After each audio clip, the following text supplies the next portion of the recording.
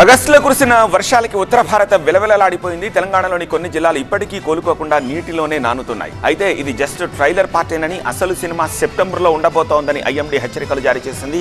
ఏ ప్రాంతాల్లో భారీ వర్షాలు కురిసే అవకాశం ఉంది? వానలు వరదలతో ఉత్తర భారతం చిగురుటాకులా వణికిపోయింది.